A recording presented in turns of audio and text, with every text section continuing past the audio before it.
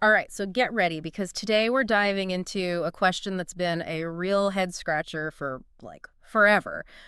Why doesn't God just get rid of Satan already? Yeah, that's a big one. We're looking at this text, right? And it really digs into how the Bible portrays Satan, his whole deal, why he's still around causing trouble. Right. Are you ready to unpack this? Absolutely. Let's do it. Hmm. One of the things that struck me about this text was how it goes beyond that, stereotypical image of Satan, Oh, yeah. with the pitchfork and all that. Like a cartoon. It's way more complicated than that. For sure. It's like, what even is Satan? And this text really digs into the meaning of the word Satan. Like, it translates to adversary, which is interesting. It is. Because it's not just a name, right? It's more like a role he's always playing. Yeah, it's like ongoing. It's falling, present tense, not fallen. I never thought about it like that. Like he's constantly in that state of consequence. Wow. That's a really powerful way to put it. And it gets even wilder because this text says that Satan, get this, was once a high-ranking angel in heaven. Yeah, can you imagine? Like, can you imagine going from praising God in heaven to whatever this is? It's a pretty steep fall from grace. That's an understatement. Yeah. And it really highlights how serious this whole rebellion thing was, right? Like, this wasn't just some little disagreement. No, not at all. This was a full-on angelic uprising. Seriously. Satan leading an army of angels against God. An army of angels. Okay, now we're talking like an epic battle. Good versus evil, the whole shebang. And if that's not enough, the text says that during this battle, Satan transforms into a dragon. A dragon. Hold on, a dragon. Where did that come from? It's a powerful image, isn't it? I mean, it makes you think about, chaos and destruction. Definitely. The text is not holding back on the drama. Not at all. So what was at the heart of this whole thing?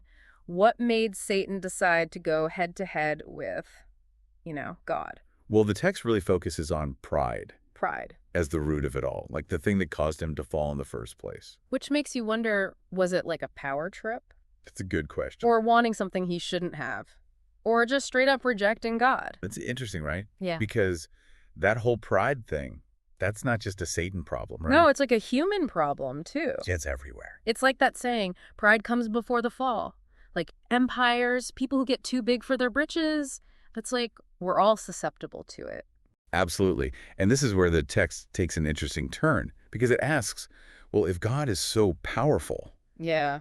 why not just get rid of evil altogether? Right. That's the million-dollar question. If God could have stopped this whole mess before it even started, why didn't he? It's like, it wouldn't be fair Yeah. just to wipe him out. So it's not just about punishment? Not really, no. It's more about, justice, Okay. like a day in court for every action. Yeah. Good or bad, everyone gets their turn. So there's this bigger picture, a bigger timeline, and we're just seeing a tiny slice of it. That's what the text says.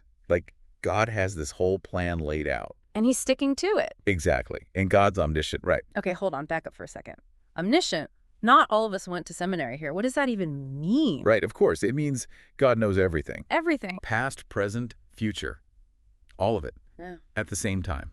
So while it seems like Satan's running around doing whatever he wants, God sees how it all plays out. so God's not playing chess, it's more like... More like conducting an orchestra. Right. Even with the off-key instruments, it all comes together in the end. I like that. But what about free will then? If God's calling all the shots, how do we get to make our own choices? Right, and that's a big one. Yeah. I mean, God could have made us all robots programmed to follow orders. No free will, No- but would that be love? Exactly. It would be more like, I don't know. A dictatorship, Yeah. not a loving relationship. The text is saying true love has to have the choice to not love back. Even if that leads to, Rebellion. Okay. But it still doesn't seem quite fair. Like, Satan gets to make all this trouble, and we're down here trying to follow the rules. And that's why it's so important to understand how this text talks about God's character. It's not just that he knows everything, it's that he's also incredibly compassionate. And loving. Yes. Yeah. Like unbelievably loving. Even for a troublemaker like Satan. Especially for Satan. Yeah. Because the text says that God gets it. Gets what? He understands why Satan does what he does. Like a parent with a difficult kid, So even after everything, God still loves him. That's the idea. It's a powerful kind of love, right? Hard to understand sometimes. Yeah, it is. But it does make you look at things differently. It's not just about good versus evil. It's about a God who loves everyone, even the ones who turn against him. Exactly. But it gets more complicated when you bring in Jesus into all of this. Right, because the text mentions Satan tempting Jesus. It does. And this is where things get really interesting. Because the text says that Satan tempting Jesus in the desert wasn't just to be mean, it was a test to see how strong Jesus was. To see if he was worthy. Yes, to see if he was worthy to take on all of humanity's sins. So even in that moment, even when it looked like Satan was winning, there was a bigger purpose. That's what the text is saying, yes. It is. And it goes even deeper than that because it also says that Satan was involved in Judas betraying Jesus. Wait, hold on. You're saying that Judas betraying Jesus, which led to the crucifixion, that was all part of God's plan? I don't get it. I mean, that's really hard to wrap my head around. Like the worst betrayal imaginable. That was all, like, meant to be. Yeah, this is something that's been debated for a really long time. But this text is saying that God used those awful acts, even the really terrible ones, to make his plan for saving humanity happen.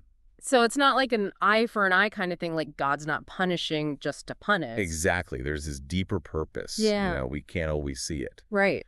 But it's about trusting that God is working things out, even when things seem bad, even when it feels wrong, that somehow it's all going to work out. That's a pretty big thing to accept on faith. It is. So where does this leave us? I mean, we've talked about God's love, about how we get to make our own choices, about how even evil can be part of some bigger plan. What are we supposed to do with all of this? That's the question, isn't it? Maybe it's not about having all the answers. Maybe it's about being okay with the mystery of it all, accepting that God sees things we don't, that he understands things we can't even imagine. So are you saying instead of asking why God doesn't just get rid of Satan, Maybe we start asking, what can we learn from all this? What does it tell us about God, about the choices we make, about how there's always hope, even when things are dark? wow. Okay, that's a lot to think about. This whole conversation has really changed how I see things. Like, Satan's not just this cartoon villain anymore. He's part of something much bigger and more complicated than I ever imagined.